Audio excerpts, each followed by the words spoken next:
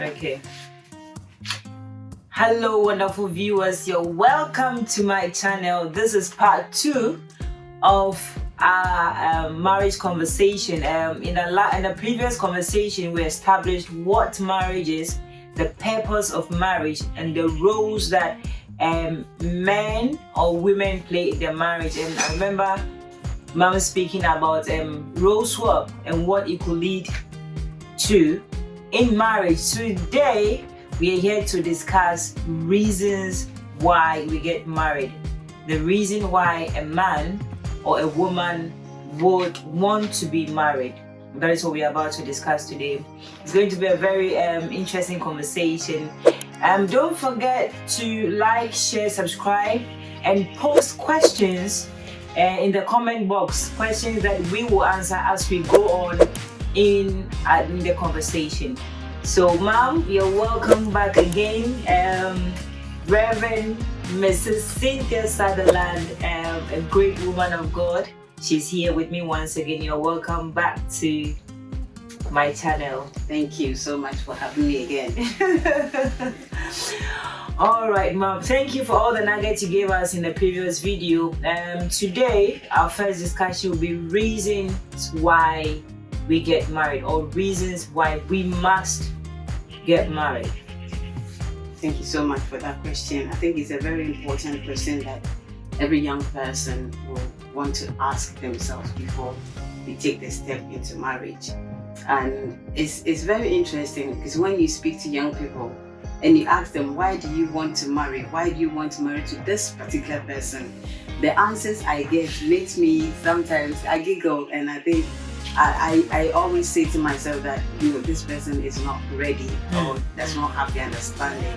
I've not been exposed to certain information, so it's a very good question to look at. It's like we established earlier on, the purpose, our reason, it must be, first of all, the purpose which God gave. And so if you take that out of the question, we will not be able to fulfill our purpose. So we need to understand that we are continuing God's creation. We have taken on the charge that God has given to us, and we execute it for His kingdom to be established here on earth. Now, I want us to be as practical as possible. Yeah. And some of the answers that I gave whenever I ask this question is that some say that, because I love him, which is true. Love is important when it comes to relationship. But it's more than that. Some say that because he or she makes me laugh, so that's why I want to marry them. I tell you, whenever there is no matter to laugh about, how would the marriage, where would it go? You understand it? And people, because some people think that all their friends are getting married, and so they also want to get married. Some think that, I'm 30, I'm 35, I'm this, so I need to get married. And so we put pressure on ourselves. I'm talking about young people. Put pressure on themselves to get married because everybody around them is getting married. And I think I've said this before, that sometimes also the pressure from parents also push the children or our young people to go into marriage when they are not ready. Okay, so we need to understand why we want to go into such a relationship. How long have you known this person? What is it about him that you want to get glued to him for the rest of your life? Because marriage is lasting. It's as long as both of you shall live. And so if there is something about the person that you like and you don't consider other things and you go into it, a time will come when you will not have that thing that drew you or attracted you in the first place. And so we need to have an open mind and understand the reason why I'm making it. If we make our mind that I am going in for the long haul, then we need to understand what comes with it. We need to. There are so many things that comes into marriage. Sometimes it's even outside the two of us, and we need to understand them. So the reason for marriage is so important. If you are happy, you are going into marriage because the person makes you laugh, A time will come when they will make you cry. Do you stay or do you go? Wow. You know, so we need to have a clear understanding why, and also understand that everything is not going to be as rosy as we think. There are times when things will be difficult. There are times when we will cry. There are times when we will laugh. There are times that we will have enough. There are times when we will not have. And all these things will come into marriage. And we need to understand that even though I'm glued with you and I love you and I understand where you are going, if what comes along the line is not pleasant, I will still be with you. That must be a reason. Wow. It must be a reason. You know, and also we going into marriage, you need to look out for somebody who has a vision or a mission, a mandate, a purpose in life. And so you are going in so that together you'll be able to build or fulfill that foundation. And if the person you are going for has no vision, has no mission, and that's a very dangerous journey you will take on. So we need to understand why we're going to marriage. Wow. Thank you very much. One thing that really caught me is the fact that you should be ready through thick or thin. If the person does not make you laugh, would you still stay with the person? And when you found your answer very convincing, then you can go on and marry. And Mom, you said something about purpose, and I would like to ask, should it be a man's purpose, a woman's purpose, or both the man and the woman should have a purpose? Okay, thank you. So the mission and the vision I was talking about. Okay. Because the man is the one leading, there must be something, some goals, some vision they have set. And so you coming along will want to help. Remember, the woman is the helpmate. So you want to come along and help the man fulfill that purpose or fulfill that mandate or the dream or the vision that they have. If anybody in life has not got a vision or a mission, crash. I don't know where they are going and I don't know why you have to follow them. You know, and so it's important to know their vision. Whenever I think we are going to talk about probably in depth later on about why you want to follow someone, and we will have a look at that. Okay. But it's important to know that somebody has got a vision. And I'm bringing my vision. And the question you ask, is it going to be the man's vision or the woman's vision or both of them? I think together you can also have a vision, and that must be in line with the vision of the man. And as a woman as well, you probably want to have something that will make you a woman, make you a good wife. So that should be your personal mission or vision, and also make sure that you work in line with the man to fulfill the ultimate vision that he has or God has given. All right, thank you very much, Mom. Viewers, don't forget that this conversation is coming up to build you and I, especially we the younger ones, those of us who are yet to get married, and those who are already married, how our marriages are going to be sustained a long term, because Mom has established that it's a long haul, it's a lifetime thing. So thank you very much, Mom. And my next question is, when a man and a woman have met and they have decided to get married, what are some of the conversations that need to be had before the wedding day? I would say before the day of the marriage. What are some of the conversations that need to be had on both sides before they can sit together and say that, okay, we are getting married? Okay, I think we've already mentioned the vision.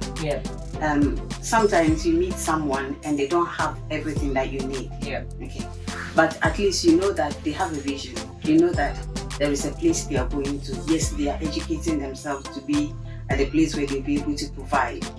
Yes, he is planning that in the near future, this is what he's going to do. And so there is a clear indication of purpose that you need to follow. Do you understand it? And so if you don't have that, if you don't see it, you need to have that conversation. Woman, young man, what is your future plan? If they don't have anything, I will advise you to run. Run for your life. Yes, because there is nothing in sight. There is nothing you have to build on. There must always be a foundation on which you build. And so without the foundation, and you come together to say we are building, I don't know what you are going to build, and it will collapse soon. Yeah. So conversations need to be had. Where are you going? What do you have in your vision? What do you want to do in the future? I coming along. What is the purpose for the two of us? What do you want us to do? Are you working? If you're not working now, what is your plan for the future? All these things must be looked at. We need to look at our exposition. Many of us have been exposed to certain things in life, and it has shaped us. These things have shaped us. And so we are those things. People see us, and they see what we have been through. Do you understand it? And so when we are exposed to certain things, it shapes us and we become them. And so if there's something in your life, or there's something in the person's life that you are not happy with, you need to have a conversation. You need to have a good, I think my book coming, I just want to drop something. Yes, it's important to know, because there are people have been raised and groomed and brought up in different homes and different backgrounds, and that determines how they live their life. And so if there's something in their life that you are not happy with, or you want to know more, we shouldn't be quiet. We should ask. And that's one thing we don't do. We don't ask questions. We don't talk about them. And then, when I say it, probably he'll be angry. If I say it, she will leave me. And so we don't touch those things. But whatever they have seen at home, they can become them, or they will change to the other side. I've seen people coming from homes where there is aggression, there is violence, there is, language spoken at home is not good. And that's what they have known. And so if, yes, he's a kind person, but he's violent in his speech, or you need to talk about them. You need to talk about your future. Do you want to, at what time in your marriage do you want to have children? And all those things, you need to talk about them, because your plan, and I said, is different from the person. And if you don't bring the two together, you'll be disappointed. I know people who have married and didn't discuss all these things, and then got into the marriage. The man wants children, the woman wants to pursue career. Wow. Okay, want to pursue career, and so I am not coming along that. And the man is also at the place where he wants children. So if you don't talk about these things, it can affect the marriage in the future. So these things needs to be talked about, so that when you are going and you have made up your mind that, okay, this is the shortcoming, this is the good side of him or her, and I'm ready to work with it, then that is fine. But if you don't talk about it, you will end up, regretting entering into marriage. And if the mindset is for lasting, then it's going to be a problem. That's why people easily come out of marriage. Wow.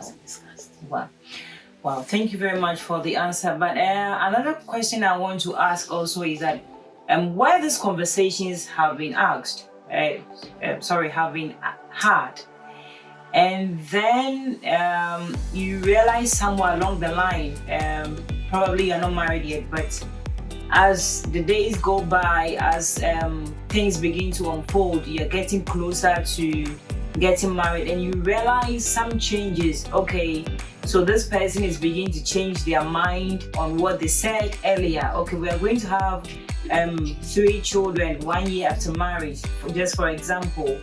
And then as time goes on, really hard. they will start after a year, after a year of marriage. And then, so you are beginning to psych yourself up for probably pursuing a career, or just doing a quick 6-month course or something.